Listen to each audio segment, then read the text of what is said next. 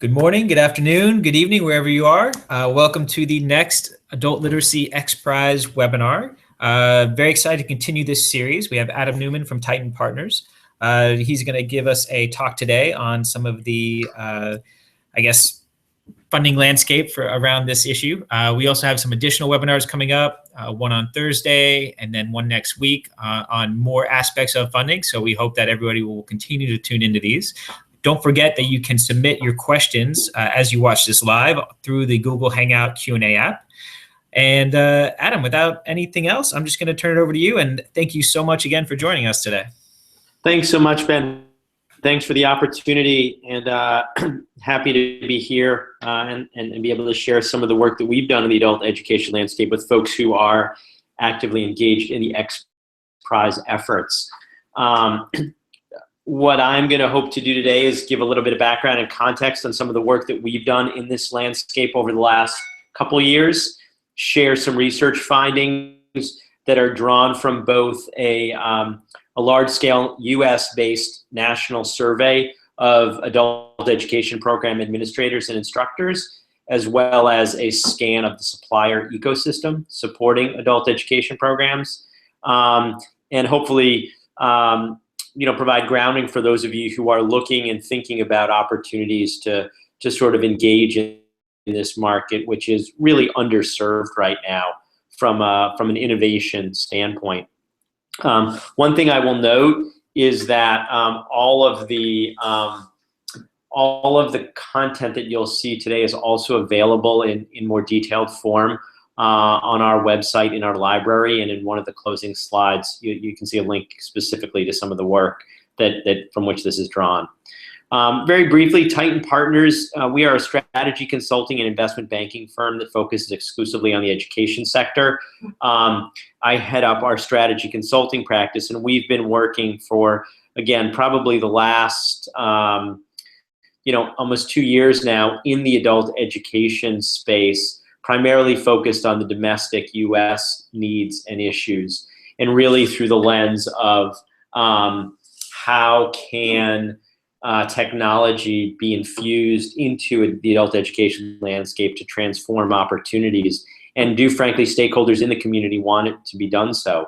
The work that we're going to talk about today was sort of underwritten and supported in part by the Joyce Foundation out of Chicago, which is very active in the adult education landscape, and COABE, which is the Commission on Adult Basic Education. And so I want to just give a thanks to those two organizations for those efforts. In terms of context, I think, if you're involved and engaged in the X Prize, you're probably very familiar with this, but in the US alone, we're talking about 36 million US adults who have low literacy and numeracy skills and who functionally are not in a position oftentimes to be engaged in meaningful and sort of sustainable ways in the workforce. This is a huge opportunity, and then when you look at folks, adjacent to this core market, or when you certainly look internationally, the magnitude of the opportunity, frankly, is exponential. The work that we did and the work that we'll talk about today draws upon work that we did across the fall and early winter of the fall of 2014 and early winter of 2015. We have more recently completed work on a state level, helping state policy decision makers and some state funders evaluate the adult education landscape within a state context. And so, again, we've been actively involved in the work for a while. The particular work we'll talk about today draws on, as you can see here, interviews with more than 50 adult education experts across the ecosystem in the United States, representing different communities and sort of professional walks of life. A national survey that we believe is the largest national survey to date of adult education program administrators and instructors, roughly actually closer to 1,100 administrators and instructors, and those folks were drawn from the K-12, post-secondary, and CBO and workforce. And that was augmented with a very comprehensive scan of the supplier ecosystem, companies and organizations that are delivering products and services into the adult education ecosystem. And so during our conversation today, we'll start with that. We'll start with that sort of perspective from the field, and then shift to look a little bit at the supplier ecosystem. You know, on slide 8 here, what we're really trying to capture is the challenge in some ways for you as suppliers and entrepreneurs as you think about the adult education ecosystem, is that while there are a huge number of adults and learners in need, the market itself is not monolithic. And what we're capturing here on slide 8 in this adult education system framework was our effort to think through both from a funding stream perspective on the far left, a program model or program type dynamic, and then an education delivery channel perspective, i.e. where is actually the adult education program being delivered. This was our attempt to sort of ground ourselves in the work and really to also be clear about which segments and areas of the adult education market we are covering and addressing in this work and which we are not. And so what you'll see is, primary emphasis has been on K-12 community college, CBO, and sort of workforce investment board or American Job Center channels across multiple program types. What we have not captured and what this research does not really meaningfully represent or capture is what is happening in the workforce arena or consumer direct vis-a-vis adult education. So just some of the context for the work. If we were to summarize sort of our key takeaways, particularly from our work, both the primary and the demand side work and the supplier and market scan, these six ideas or concepts are probably the key takeaways.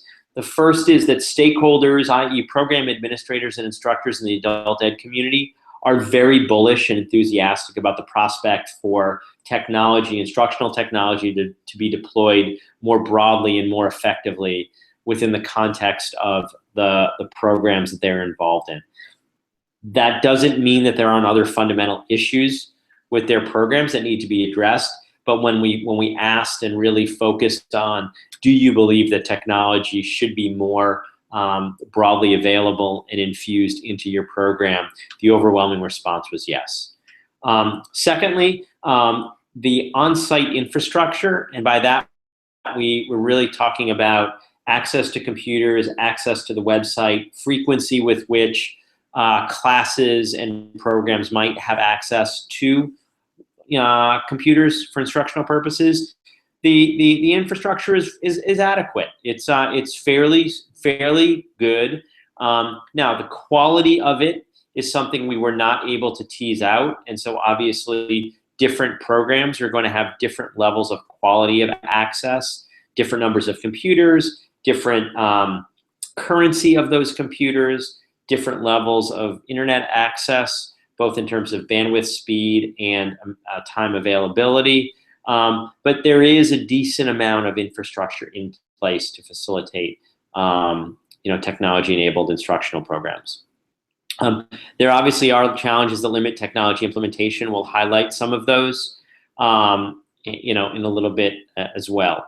On the supply side, as I've already alluded to, there is a great deal of complexity around this market, particularly as we think about the traditional K-12, community college, CBO, and workforce channels. And that's something that entrepreneurs involved in the X Prize undoubtedly are thinking about. But distribution will be sort of as hard, and maybe in some cases maybe an even harder issue to think through over the long term as product and service development will be.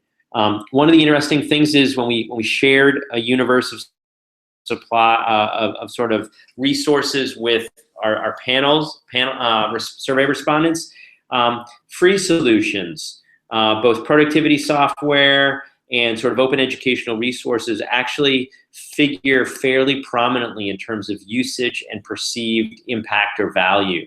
And so I think that, again, as an entrepreneur from a design and, design perspective, from a value prop perspective, I think that that's a sort of an interesting takeaway from some of our early research in terms of how and in what ways you might differentiate and distinguish what you are developing.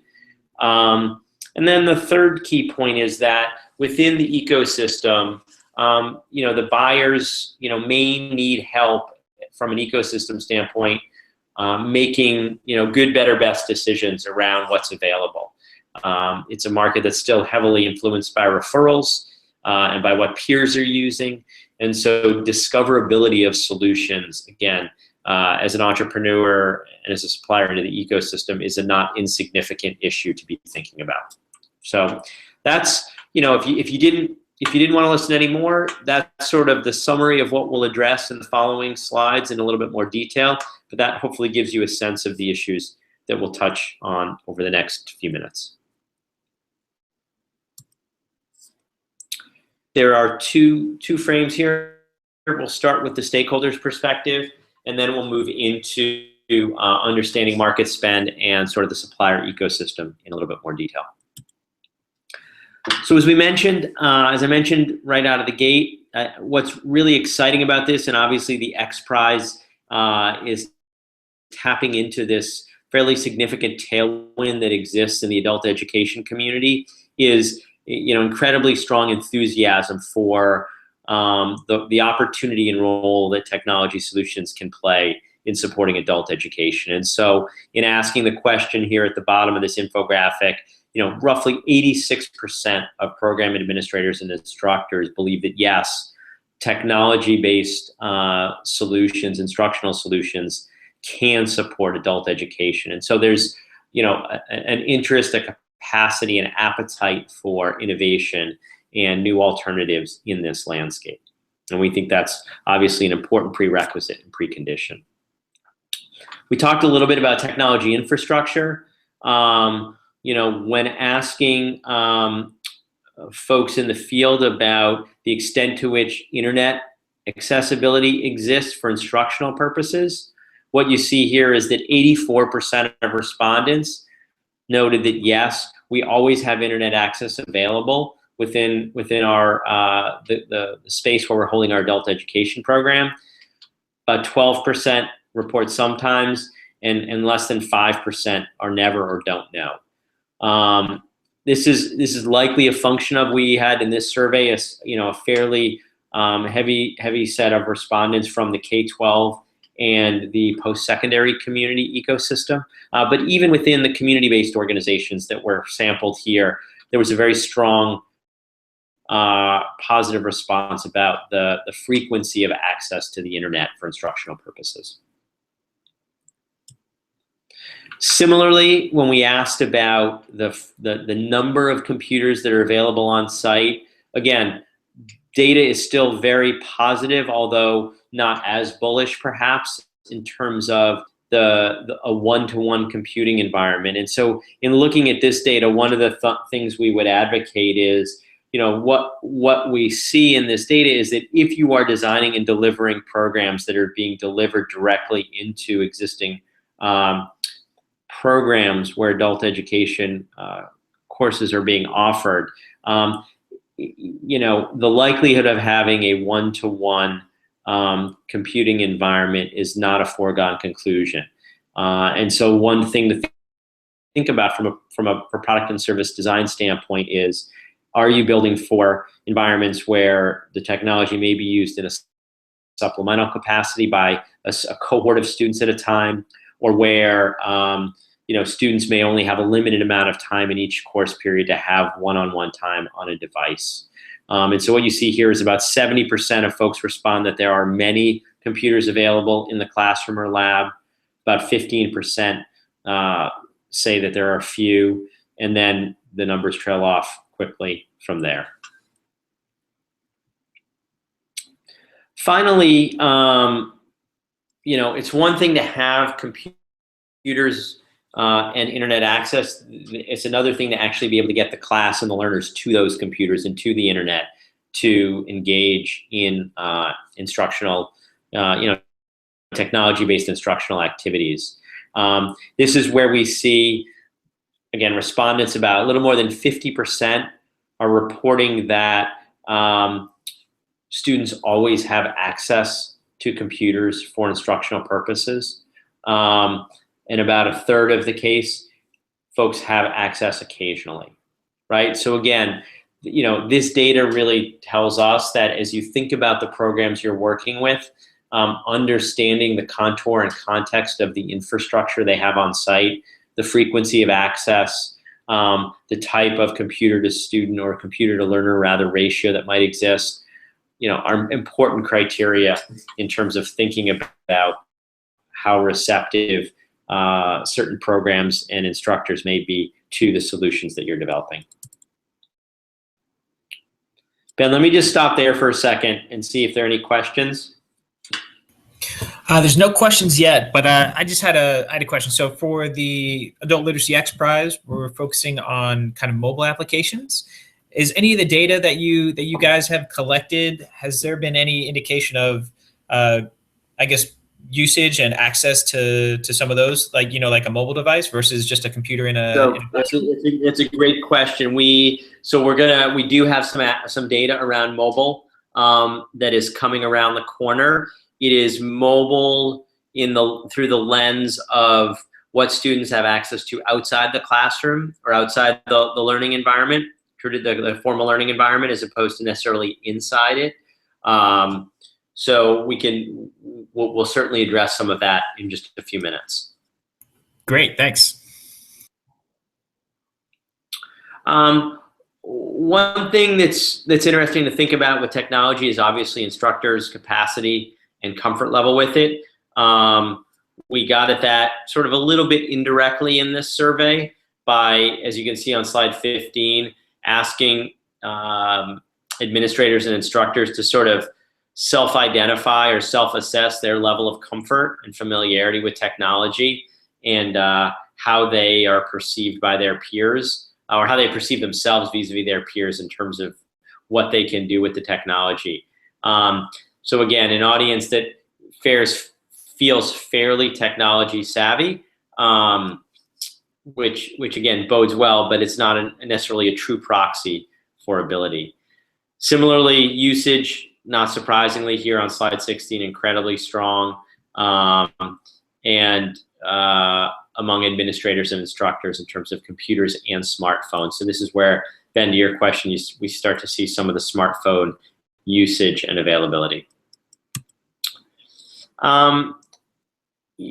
Important in looking at the perceived benefits from the perspective of both instructors and program administrators is that these programs and the models that are being developed for adult learners are very much, the value is based on the student-centric benefits of the solution. So within the adult education community, it's not about managing the class and the learners better. It's not about productivity benefits for the program. The perceived benefits around technology-enabled instructional programs and resources are very much around, as you can see here, practice opportunities for students outside the classroom, an ability for students to proceed through material at their own pace, what is often thought of as personalizing the educational experience for learners, and personalization are both sort of pace and personalization are both seen as key attributes. The practice opportunities for students outside the classroom is where we see the smartphones and the strong perceived access that students have to smartphones as a key dynamic within the marketplace right now. In thinking about the gaps and the challenges around technology, funding is one, not surprisingly. It almost is ubiquitously when you talk about education. The second one that's interesting here is students lack access to devices or internet outside the classroom. As we looked at our data and as we look at the response to this question, devices, we interpret devices here to be more traditional computers, whether it's a desktop or a laptop computer, as compared to a smartphone device. And we'll see why in just a minute, because what we saw when we asked respondents about student access or adult learner access to smartphones, there's actually a high degree of access. So when we look at this, students lack access to devices or internet outside the classroom. The devices here are really traditional computers and laptops, not smartphones. So Ben, to the question that you asked, smartphone penetration. We asked respondents for their perspective of the percentage of their adult learners in their programs who had access or who owned a smartphone.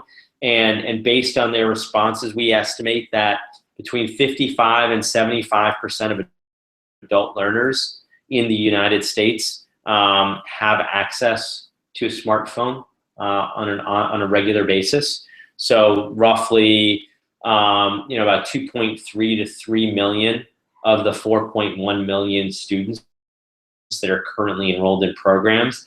Obviously, if you extrapolate that to the 36 million that have low literacy and numeracy, it's a fairly significant number of adult learners who could be served through a smartphone or mobile-enabled platform solution. Again, one of the issues to be aware of, we did not test for it, although it came up frequently in conversations, is the level of internet access and the data plans that adult learners may have and adults may have in this community can vary widely. And so as you are doing, as you're an entrepreneur, as you're working on your XPRIZE initiative, one of the things to think about that's unfortunately not captured in this data is what are the data usage or data plan models that folks who do own smartphones or do have access to smartphones have in place, and how does that impact the nature of the solution that you might be delivering to adult learners. Sort of administrators, in what ways do they perceive student-owned smartphones to be beneficial from a learning context and from a sort of an outcomes-oriented context? Nearly 70% view both the opportunity to improve student engagement in material and in sort of the learning process, and the ability to deliver instruction outside the classroom to sort of extend the walls of the traditional classroom or learning environment, as the case may be, as things that they agreed with as benefits of a smartphone or a mobile-enabled instructional learning model. They were a little less bullish on the role and value of perhaps that improving classroom instruction. There's probably a number of reasons for that we could speculate. One is probably around comfort level with using mobile and sort of instructional technologies in the classroom and professional development. Some of our later research suggests that instructors may be personally comfortable with technology, but professionally, instructors in this community have not gotten a tremendous amount of professional development. And then there's also, I think, just understanding the model and the modes of instruction for mobile in a classroom setting, which for a lot of instructors is still a relatively new sort of instructional model. Before, Ben, I shift into looking at sort of the supply side ecosystem and the landscape, just wanted again to see if you or anybody in the audience in the community who's listening in right now has any questions. No questions so far, but it is, some of these slides are perfect illustrations. Great to hear that administrators and instructors are very open to and hopeful of tech development, which is exactly what all of our teams are trying to accomplish, through the Adult Literacy XPRIZE. So this is great data that I think a lot of teams should be very excited about. Excellent. Excellent. So I'm going to just spend a few minutes looking at the supply side ecosystem, and again, as context, Ben, for our audience, right? This is primarily more of an institutionally oriented market analysis, right? So if you think about the power of mobile, right, is that it's not constrained and doesn't need to be delivered within a traditional adult education environment or community. That said, what we looked at focused on that more traditional learning environment. And so what you see here on slide 21 is, there is in the US about $10 billion that is spent broadly on adult education. Not all of that is going to be addressable, obviously, for our audience. But what we've tried to do here on slide 21 is break up how those dollars flow based on the channels through which the programs are delivered and the type of program that we're looking at. So as an example, about 6.7 billion of that 10 billion in spend is on what we might think of as remedial and developmental education courses and programs delivered in community colleges. About 3.2 billion of that is that next column that is inclusive of adult basic education, adult secondary education, English as a second language, basic literacy programs, and also other high school equivalency prep programs. And as you can see, that 3.2 billion or so is delivered through various channels. So a significant, nearly 40% of it through K through 12 districts and local education agencies, a significant portion through correctional institutions and juvenile centers and programs, etc. And then a very small sliver is actually delivered by one-stops or the workforce investment boards and American Jobs Centers.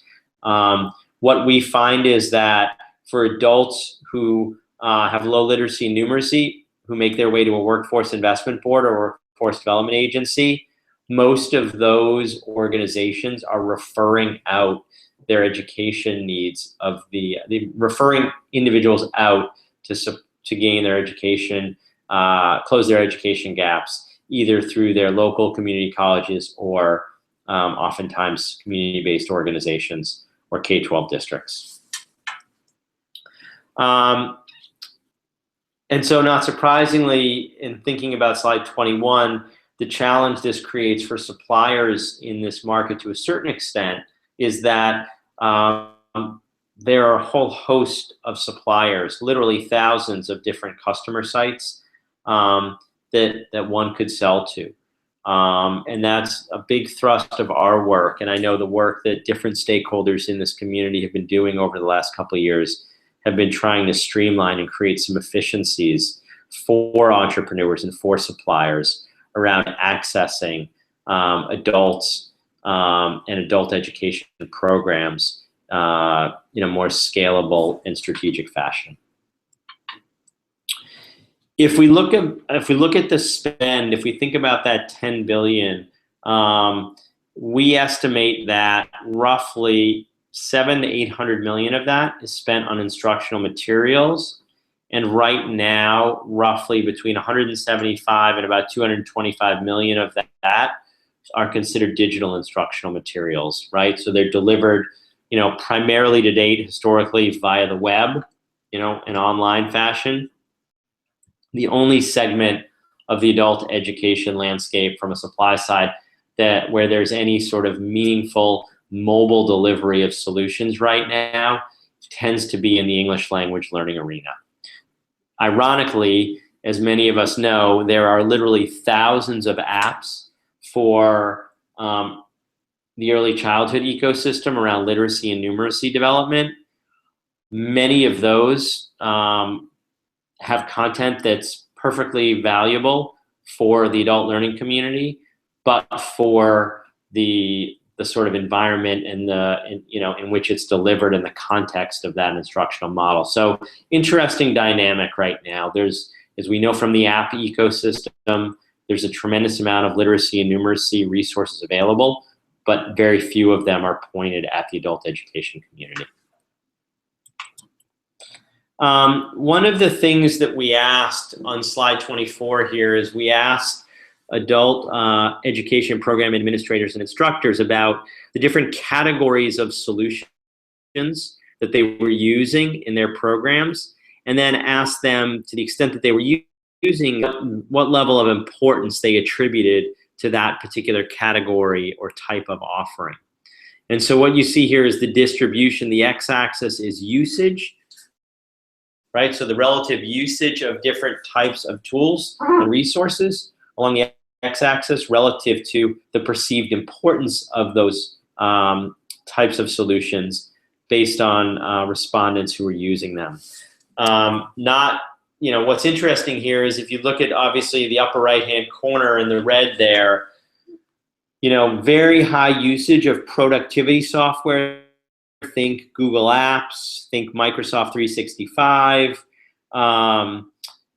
and very high usage of free online content resources. So think of YouTube, think of Khan Academy, other open education resources that might be promoted at state or local levels, and also a very high perceived importance of those offerings. Few apps and games, which Ben, to our conversation, is perhaps where many of the folks in the XPRIZE community are sort of focused.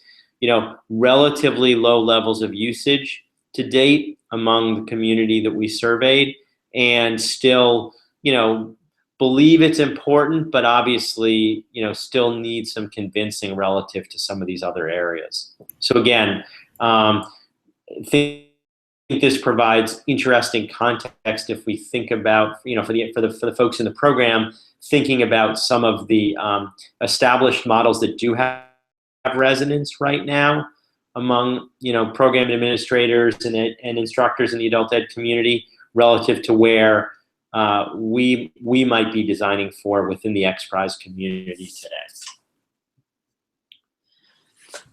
Sort of extending sort of the analysis, we asked respondents to give us their perspective on a basket of solutions and resources in terms of usage, and then level of familiarity in the case of where they were not using solutions. And so what you see is an interesting collection of what we might think of as not really, with the exception of Khan Academy up there, not really traditional educational resources or instructional technologies with very high utilization relative to more traditional instructional materials and software and resources. And so what we've gleaned from both the survey work and as well as our conversations with folks in the field is that a lot of folks in the adult education community, be they the adult learners themselves and or the instructors and program administrators, are oftentimes most comfortable using technology to help them do something that they want to do in their personal life. And so if you think about YouTube, these are places where many adults have friends, have peers. They may be using it to help prepare them for job interviews or to access material and insights that neighbors or friends have shared with them. And so these are comfortable places for them. And so the context and the reason for accessing and using technology should resonate and needs to resonate based on what we've seen in our conversations and the data we've collected from folks in the field. 26, just capturing a little bit sort of the fragmentation and the nature of the ecosystem, thinking about it from a business model standpoint and a sustainability standpoint, which obviously is maybe not something top of mind at this stage for folks in the XPRIZE and in the process, Ben, but certainly longer term, thinking through the ecosystem of and how to drive sustainability is obviously an important issue, and one that obviously is critical for the success of various endeavors. I mentioned earlier one of the key takeaways is sort of discoverability of resources for folks in the adult education community. As you can see here, the overwhelming manner in which program administrators and instructors discover or learn about resources and technologies is through their peers and colleagues and through attending conferences. And so again, as as folks in the XPRIZE community think about not just sort of the near-term opportunity in pilot sites, but more broadly, how to crack the code in terms of getting in front of and at least when we think about program administrators and instructors, still fairly pedestrian ways in which they're uncovering and learning about resources for their adult education programs and learning environments. Decision-making primarily sits, again, within these institutional programs with the program leader or coordinator, which is what's captured here on slide 29. What slide 28 is showing in this heat map is lots of folks are involved in the process, depending upon the channel that you're in, right? So there are influencers, undoubtedly, most often a classroom instructor, and in some cases, in the case of the post-secondary world, perhaps a university department chair or college department chair. But there are a lot of stakeholders who potentially could be an influencer within the adoption process, and depending upon where and how you're approaching the market, it's something to think about in terms of where and how you might create a beachhead of awareness and decision-making.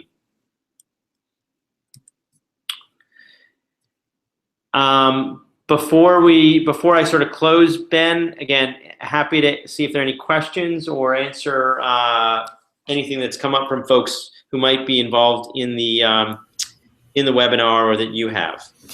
No, this has been great. Yeah, so we haven't had any questions come in, but I particularly had one for you. You just presented an amazing overview of the current state and opportunities. So from your perspective, what you understand for the Adult Literacy XPRIZE, what do you think that we at XPRIZE, like that are working on the Adult Literacy XPRIZE, and also the teams can do that's outside of the competition to further progress, across the whole space? Is there anything specific that kind of has stood out to you that, you just want to kind of get in?